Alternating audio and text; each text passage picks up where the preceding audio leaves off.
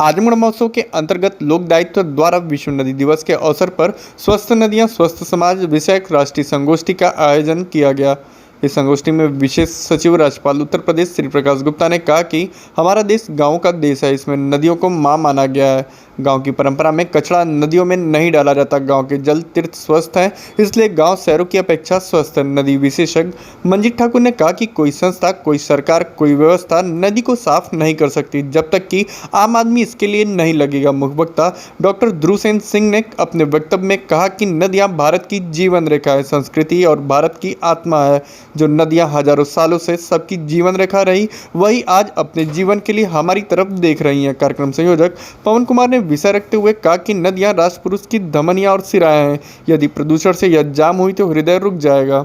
आज ये संगोष्ठी का आयोजन किया गया है, जिसमें मैं भी आज विशेष सचिव राज्यपाल के रूप में मुझे आमंत्रित किया गया था।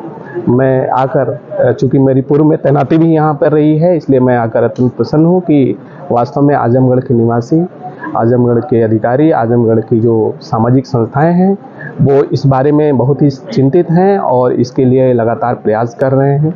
निश्चित रूप से अगर हम लोग इसमें प्रयासशील रहे, इस पर चिंता करते रहे, तो आगे भी हमारी नदियां निरंतर प्रदूषण मुक्त बन सकती हैं। उन्हें अविरल और निरंतर बनाए रखें। नदियों के किनारे हमारे समाज को चिंतित होना होगा। सरकार एक पक्ष हो सकती है कार्य करने के लिए, लेकिन जो जन चेतना जागृत करने का अभियान है, वो जनमानस के द्वारा ही किया जा सकता है और निश्चित रूप से उसमें हमारी लोक दायित्व जैसी संस्थाएं बहुत ही महत्वपूर्ण भूमिका निभा रही हैं।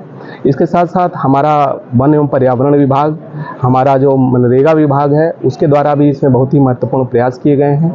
आम जनता को जो हम लोग दैनिक जीवन में नदियों में जो प्रदूषण फेंकते हैं, जो कूड़ा कचरा का स्थान बना दिया है, या जो हम लोग नहाने में, कपड़े धोने में और इस तरह के जो ऐसी चीज़ें हैं विसर्जित करने में, जो हमारे अवशिष्ट पदार्थ हैं, उनमें जो हम लोगों की भूमिका होती है, अगर हम लोग जागृत हों तो नदियों के किनारे काफ़ी हद तक इन चीज़ों पे अंकुश पाया जा सकता है।